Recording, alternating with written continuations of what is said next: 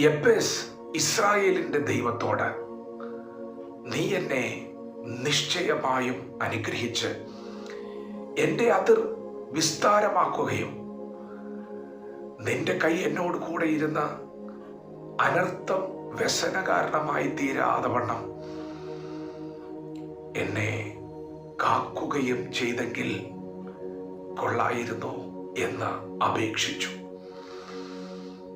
അവൻ അപേക്ഷിച്ചതിനെ ദൈവം അവന് നൽകി. ദൈവത്തിന്റെ മാറ്റമില്ലാത്ത വചനം ശ്രദ്ധിക്കുന്ന പ്രിയപ്പെട്ടവരെ, വിശുദ്ധ വേദപുസ്തകത്തിലെ ഒരു തിരുവചന ഭാഗമാണ് ഇന്ന് പകൽ നാം വായിച്ചു കേട്ടത്. യബ്ബേസ് എന്ന് പറയുന്ന ഒരു മനുഷ്യൻ പ്രാർത്ഥിക്കുകയാണ്. യബ്ബേസിന്റെ പ്രാർത്ഥനയിലേക്ക് നാം ഒന്ന് ശ്രദ്ധിച്ചു നോക്കിയാൽ ആ പ്രാർത്ഥന നമ്മുടെ പ്രാർത്ഥനകളിൽ നിന്നൊക്കെയും വ്യത്യസ്തമാണ്. യബ്ബേസ് പ്രാർത്ഥിക്കുന്നത്, നീ എന്നെ നിശ്ചയമായും അനുഗ്രഹിക്കണമെന്നാണ്. നമ്മളെല്ലാവരും നമ്മുടെ മുൻപിൽ കടന്നു വരുന്ന പ്രിയപ്പെട്ടവരെ നോക്കി ദൈവം നിങ്ങളെ അനുഗ്രഹിക്കട്ടെ എന്ന അനുഗ്രഹ വാക്കുകൾ പങ്കുവെക്കുന്നവരാണ്. നാം മറ്റുള്ളവരെ അനുഗ്രഹിച്ച് പ്രാർത്ഥിക്കുന്നവരാണ്. എന്നാൽ യബ്ബേസിന്റെ പ്രാർത്ഥന നമ്മുടെ പ്രാർത്ഥനയിൽ നിന്ന് വ്യത്യസ്തമാണ്. യബ്ബേസ് പ്രാർത്ഥിക്കുന്നത്, നീ എന്നെ നിശ്ചയമായും അനുഗ്രഹിക്കണമെന്നാണ്. പ്രിയപ്പെട്ടവരെ, ആരാണ് യബ്ബേസിനെ ഇങ്ങനെയൊക്കെ പ്രാർത്ഥിക്കാൻ പഠിപ്പിച്ചത്? മറ്റാരും പ്രാർത്ഥിക്കാത്ത നിലയിൽ എന്തുകൊണ്ടാണ് യബ്ബേസ് പ്രാർത്ഥിച്ചത്? യബ്ബേസിന്റെ ജീവചരിത്രത്തെക്കുറിച്ച് തിരുവെഴുത്ത് പറയുന്നത്, അവന്റെ അമ്മ അവനെ വ്യസനത്തോടെയാണ് പ്രസവിച്ചത്. യബ്ബേസ് ഈ ഭൂമിയിൽ പിറന്നു വീഴുന്ന സമയത്ത് ആ കുടുംബം വലിയ ദുഃഖം അനുഭവിച്ചിട്ടുണ്ട്. യബ്ബേസിന്റെ ബാല്യത്തിൽ അവൻ ചില വേദനകളിലൂടെ, ഒറ്റപ്പെടലുകളിലൂടെ കടന്നുപോയിട്ടുണ്ട്.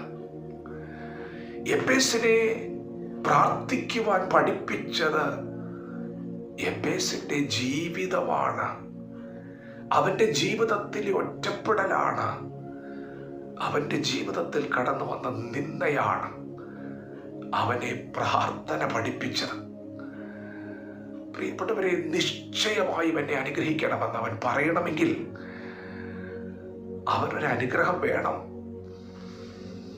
അവൻ അത്രത്തോളം തകർക്കപ്പെട്ടവനാണ്, അവൻ അത്രത്തോളം ഒറ്റപ്പെട്ടവനാണ്.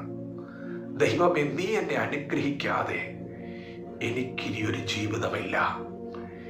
എനിക്ക് ജീവിക്കണം, സന്തോഷത്തോടെ ജീവിക്കണം. നീ എന്നെ അനുഗ്രഹിക്കണം. നീ എൻ്റെ ഒറ്റപ്പെടലുകളെ, എൻ്റെ നിന്ദകളെ മാറ്റുന്ന ദൈവമാണ്. നീ എന്നെ നിശ്ചയമായും അനുഗ്രഹിക്കണം. പ്രിയപ്പെട്ടവരെ, പ്രാർത്ഥിക്കുക എന്ന് പറഞ്ഞാൽ അത് അത്ര എളുപ്പമുള്ള കാര്യമല്ല. തിരുവെഴുത്തിൽ പ്രാർത്ഥിച്ചവരെ പഠിച്ചാൽ അവരെല്ലാവരും അതികഠിനമായ ശോധനയുടെ നടുവിലാണ് പ്രാർത്ഥന പഠിച്ചത്.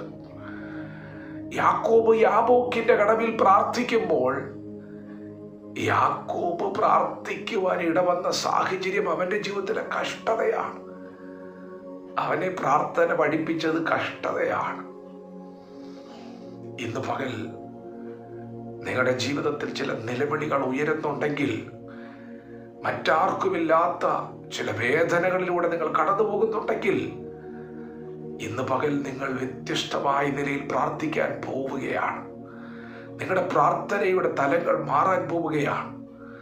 ദൈവം സഹായിക്കാതെ, ദൈവം അനുഗ്രഹിക്കാതെ എനിക്ക് ഒരു ചുവട് മുൻപോട്ട് വയ്ക്കാൻ കഴിയില്ലെന്ന ഇന്ന് പകൽ നിങ്ങൾ മല്ലു പിടിച്ചു പ്രാർത്ഥിക്കാൻ പോവുകയാണ്. ദൈവം നിശ്ചയമായും നിങ്ങളെ അനുഗ്രഹിക്കും. പ്രാർത്ഥിക്കുന്നവൻ ഒരു നാളും പരാജയപ്പെടുകയില്ല. ദൈവത്തിന്റെ വചനം അറിഞ്ഞിട്ടാണ് നീ പ്രാർത്ഥിക്കുന്നതെങ്കിൽ ഇന്ന് പകൽ നീ പരാജയപ്പെടാൻ ദൈവം സമ്മതിക്കില്ല. ദൈവത്തോട് അടുത്തു വന്നാൽ അവൻ നിങ്ങളോട് അടുത്തു വരുന്ന ദൈവമാണ്. പ്രിയപ്പെട്ടവരെ, ഇന്ന് പകൽ പ്രാർത്ഥന നിങ്ങളെ വ്യത്യസ്തരാക്കും. നിങ്ങളുടെ ജീവിതാനുഭവം നിങ്ങളുടെ പ്രാർത്ഥനയെ വ്യത്യസ്തമാക്കും. വചനത്തോടെ പ്രതികരിക്കുക. ദൈവം നമ്മെ ഓരോരുത്തരെയും ഈ പകൽ അനുഗ്രഹിക്കുമാറാകട്ടെ. ആമേൻ.